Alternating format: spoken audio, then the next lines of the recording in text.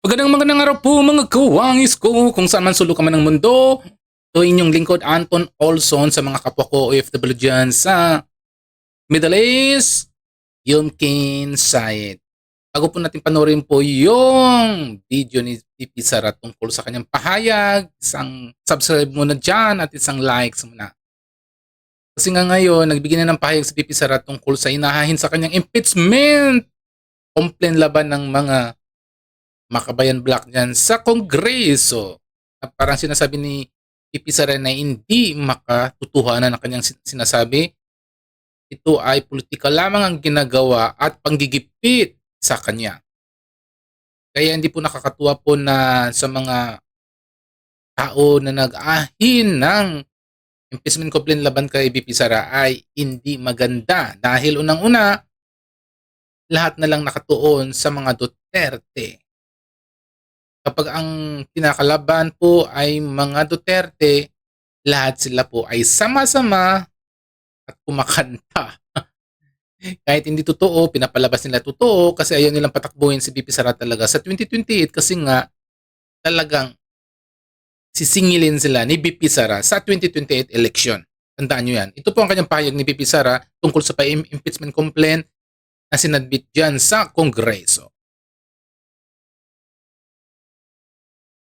Ginagawa dahil hindi na maipaliwanag ng Pangulo ang patuloy na pagkalugmok ng bayan sa kahirapan dulot ng kanyang kapabayaan at bisyo. Noong 19th Congress, saan pa nila ang isang investigation legislation,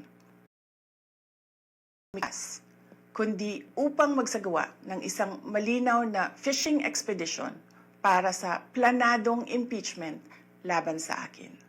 Paulit-ulit nilang ibinandera ang isyung Mary Grace Piatos bilang umano'y bahid ng katiwalian.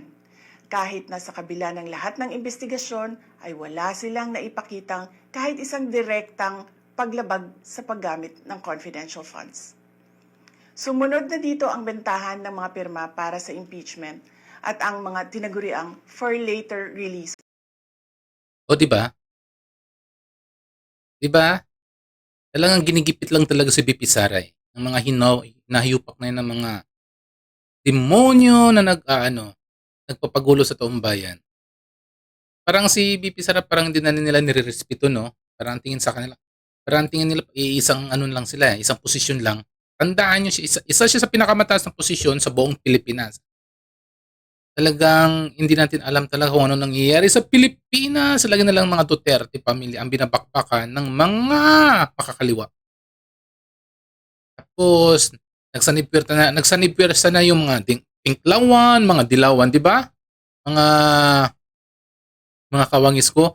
Nagsasanipwersa na sila ang lahat diyan sa sa Kongreso, sa Senado para mapaano lang si BP Sara, mapatalsik lang sa pwesto para hindi na siya makalaban sa sa 2028. Ito ipagpatuloy po natin yung mga punto de vista ni BP Sara tungkol po sa impeachment complaint laban sa kanya.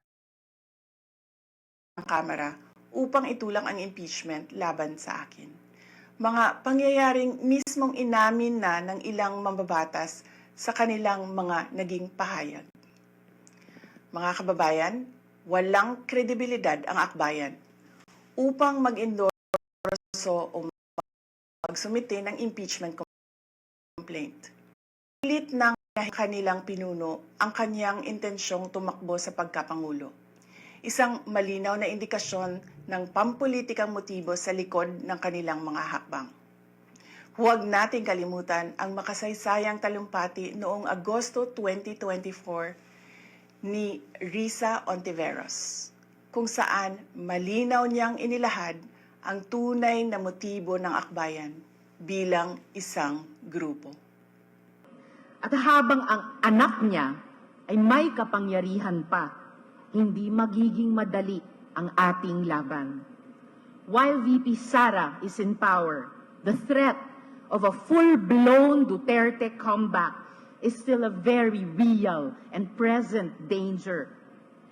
For one, they are supported by one major superpower, China. Kaya malinaw na lahat ng ito ay isang uri ng harassment. Bago po natin ituloy, di ba?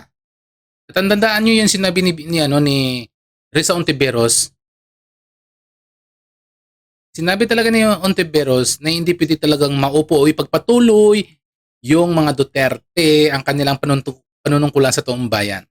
So nagpapahiwatig talaga na takot sila at nagsasanib pwersas talaga silang lahat dyan. Ayaw nila talagang makaupo kasi nga, sisingilin talaga sila. Sisingilin talaga sila sa ginagawa nilang pampaboy sa mga Duterte family. So, pagpatuloy po natin ang kanyang mga punto de vista ni VP Sara. At pang-aabuso sa proseso ng impeachment ng grupong akbayan. Hindi malinaw kung ano ang ipinaglalaban nila para sa kaayusan ng bayan. Pero napakalinaw ng kanilang pamumulitika at pagpapahirap sa usaping diplomasya ng ating bansa. Sa huli, ang tunay na laban ay hindi lamang laban ng iisang tao o iisang grupo. Ito ay laban para sa katotohanan at sa dangal ng ating bansa. Naway magsilbi itong paalala sa ating lahat na ang kapangyarihan ng impeachment ay hindi dapat ginagawang sandata ng politika, kundi isang banal na proseso para sa hustisya at pananagutan.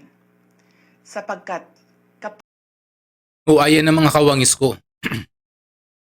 Kung matatandaan nyo, na-file na po sa speaker yung impeachment complaint laban kay VP Sara. Tingin ko baka sa Lunes magkaroon na dinggin na to sa Justice Committee. Pero tandaan nyo, yung ginawa pong impeachment complaint laban kay Bongbong Marcos, tingnan nyo yung mga pagbumuka ng mga hinayupak ng mga Barrabas.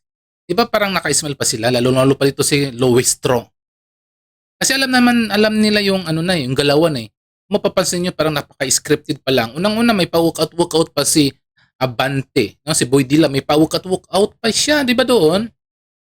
Pero ngayon kung maririnig mo sa kanyang mga litanya ni Abante, talagang sinasabi niya na talaga ang daming ebidensya laban kay VP Sara. So nagpapahiwatig na talaga sila ay talagang singing in one song. Nag-aantay na lang, kanya nga si Tito Soto, di ba, nag-aantay na lang na may i-transmit doon sa kanila, may i-transfer yung impeachment complaint laban, di ba, kay VP Sara.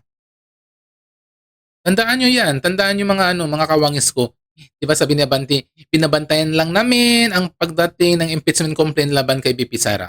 Kasi si VP Sara talaga isang tinik sa kanila sa darating na halalan ngayon 2028. Kasi alam nila kasi ang mangyayari eh. Di ba, nagpahiwatig na rin si Trillanes kung manalo yung mga Duterte, baka manira na lang siya sa ibang bansa. So, ibig sabihin talaga mga guilty sila sa kanilang pinagagawa sa mga Duterte family. Kung which is, kung mawalman lang siya, kung mawala o ma-impeach si VP Sara sa pagka-vice president, andyan pa naman sa ang magkakapatid, yan po ang magkakapatid ng mga Duterte. Kaya ngayon, nakikita nyo ngayon mga kababayan ko, ang nagpo-protect ngayon sa mga Duterte, halos mga taong bayan na eh. Ano yung mga taong bayan na nagpo-protekta kahit sa mga negatibong na binibigay sa kanila, mga negatibo, mga paninira, kung ano man paninira, panayang nagpo-protekta na lang ngayon is mga taong bayan. Kasi wala sila sa posisyon ngayon eh. Kasi pati administrasyon, parang kasabot na rin sa o kakampi ng mga ng mga makabayan, kung sino pa yung mga demonyo, Judas Parabas dyan sa gobyerno.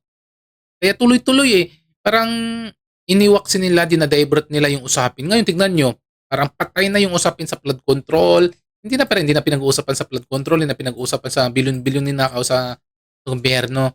Ngayon, impeachment complaint na naman. Kakasawa. Totoo lang mga OFW nakakasawa na. So, ayan muna yung update natin ngayon sa